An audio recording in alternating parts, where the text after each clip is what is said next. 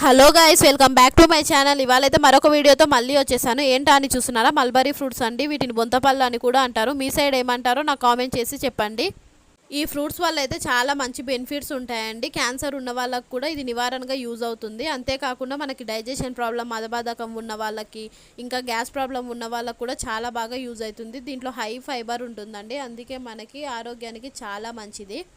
కొంచెం కచ్చిపళ్ళు అయితే ఇవి కొంచెం పుల్ల పుల్లగా ఉంటాయి. పండిన పళ్ళు స్వీట్గానే ఉంటాయండి. పులుపు నచ్చిన వాళ్ళు ఇలా కూడా తినేయొచ్చు. ఇదైతే మా ఇంటి పక్కల చెట్టు ఉందండి. చెట్టుకైతే చాలా అవుతాయి. మేము చాలా ఫ్రూట్స్ తింటామన్నమాట. మీకు కూడా ఎక్కడైనా దొరికితే తప్పకుండా మర్చిపోకుండా ఈ ఫ్రూట్స్ అయితే తినండి. డైలీ ఫుడ్లో కూడా ఇవి చేర్చుకుంటే చాలా మంచి బెనిఫిట్స్ ఉంటాయండి.